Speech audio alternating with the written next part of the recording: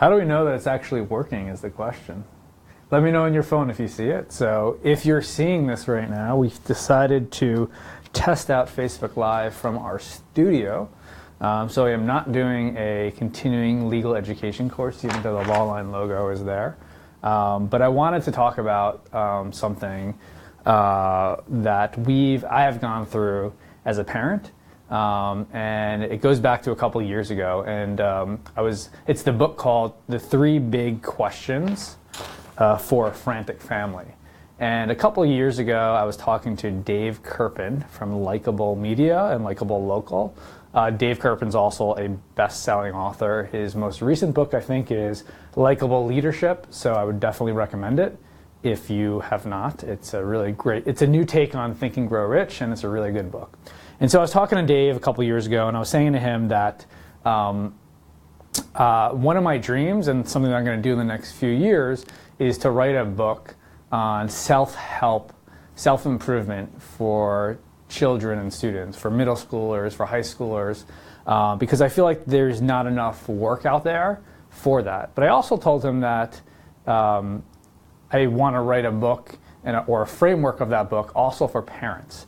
Because as a parent myself of 3 kids, I feel that there's not enough out there to help me in my parenting. And in fact, it's actually a little bit more than that. It's not even that I don't find that there's not enough out there. I have to be honest that I've said this before, I call myself a self-help addict, which is I call it a SHA for short. And if I'm going to be honest, and what I was saying to him was probably 95% of my energy is how to improve myself as an individual, as a leader, how to improve myself in working as a leader in my company.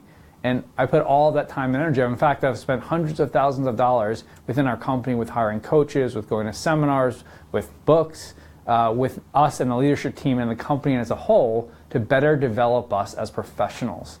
And I was telling Dave this, I was like, to be honest, I don't think I've actually spent enough time or at all any times on how to be a better parent, how to give my children better advice when they're dealing with stuff. And so too often what happens is you spend all this time on self-improvement, you read all these books, and then it's time to be a better parent and you just wing it. And so I felt that if I could spend a lot of all that I've learned in the 25 years of decoding success as a leader and an individual, if I can implement that and put that in a book on relating to parenting, not only in the process, because I believe teaching is the best form of learning, will I become a better parent, I'd definitely help, I think, others that are out there. So what Dave let me know, actually, at that time, there was a book called The 3 Big Questions for the Frantic Family. It was actually written by Pat Lincioni. If that name sounds familiar to you, he also wrote the book, many books, but the one book that might stand out is The 5 Dysfunctions of a Team. So he's a consultant, he's a best-selling author, and he's also, I think, the father of 4 kids. And so he also felt the same way that I did. And he decided to take everything that he's learned from a consulting basis and apply that to the home life. And so I decided to read the book a couple of years ago. And at that time, my twins were around maybe 6 or 7, and Jonah was 2. And Kelly and I were dealing with a lot of challenges. And the number one challenge that we felt at that time was putting the kids to bed.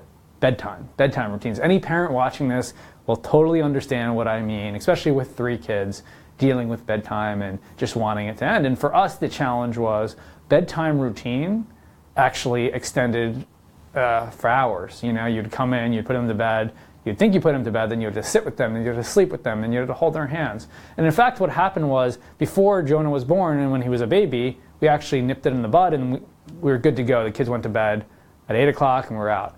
Once he started getting older and was able to crawl out of the crib, he needed more attention, and because he needed more attention, they needed more attention. So we felt that we weren't getting out of the room sometimes to 9:30, 10, and as you know, you have no time to decompress. So we read the book, and what's really interesting about the book, it really applied a lot of the principles that I work on in the office, and I knew because of that there's a big opportunity. A coach that we still work with and we hired right around that time is Mark Green. Mark Green worked with Gazelle's coaching framework.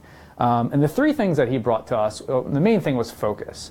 And he brought the same framework. And what happened, the three big questions in the book, three big questions for the Frantic family when Pat Lencioni was trying to figure out how to help parents, what he realized was it has to be simple and straight to the point. Because if it's too complicated, if it takes too much energy, it's not going to work.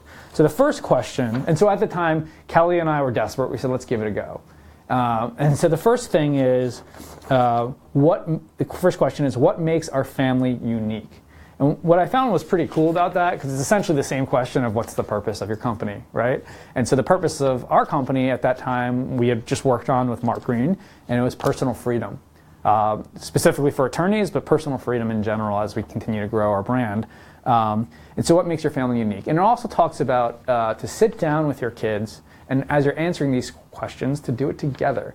And it's the same format in a company. It's like if I'm going to sit by myself and figure all this out and then share it with the rest of the team, it's not really going to have as much impact as if we came up together through a process.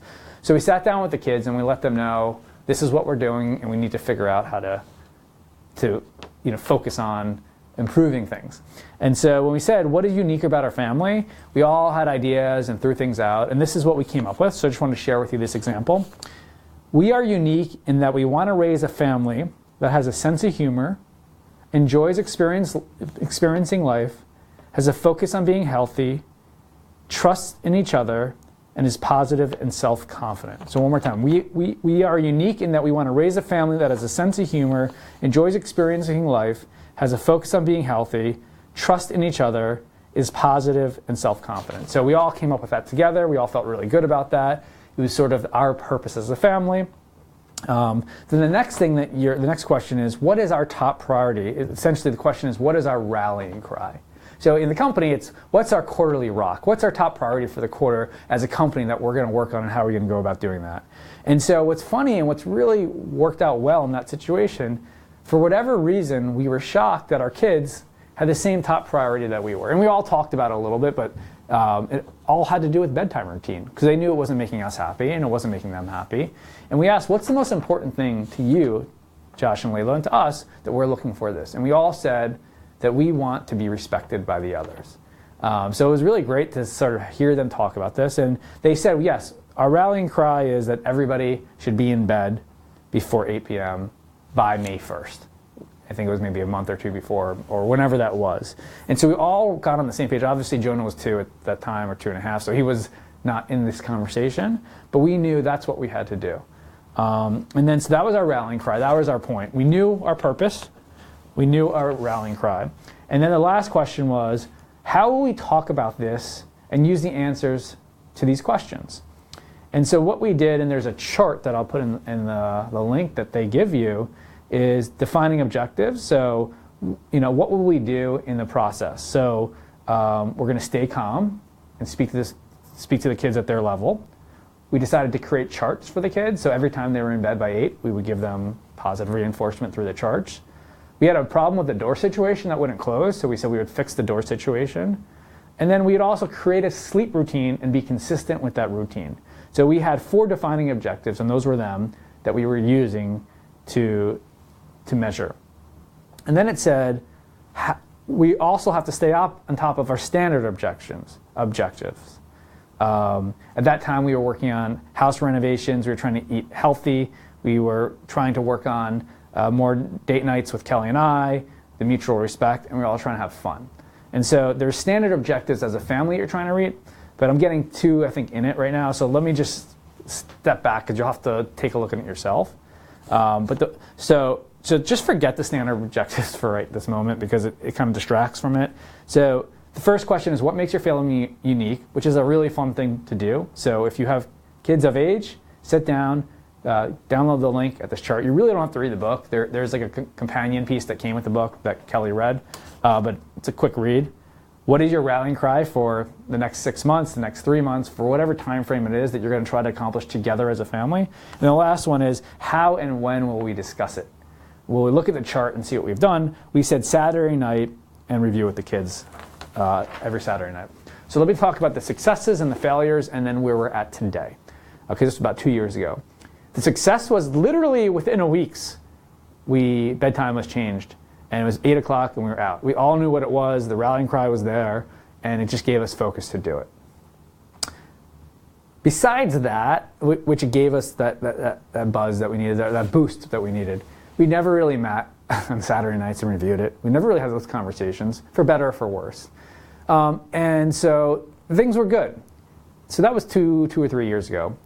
What's happened since then is things have changed. So what has changed since then? Well, Jonah's older. So now as soon as he can talk and understand, and him and Josh share a room, things have gotten a little bit more complicated because everything is reverted back to the way things were when they were younger, because they're on Jonah's mentality, not on theirs. So the challenge has become, not only has nighttime bed routines 2 years later kind of came back, there is another challenge that we're working on, and this is maybe something a lot of parents work on, is independence. Independence of the kids, independence of Jonah, for example, to get dressed on his own, independence of the kids to go to bed on their own, and to do things on their own, to be self-reliant. And sometimes as a twin, maybe you're less independent because you're used to always sharing.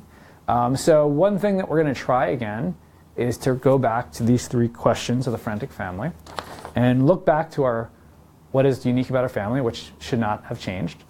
And then we're going to talk about independence. And then we're going to talk about what are the standard objectives of what independence means for our kids, for Jonah, for Josh and Layla, and then when are we going to meet to do it. So that's where we are. I just wanted to share that because I still believe, and still in my plan, to write a self-help book, self-improvement book for children and for parenting. Not that I'm the best parent, I do my best, not that I have all the answers, but I do believe I spent a long time working on it for myself, and I believe all these things can be applied in different areas. So this is my first test in the studio.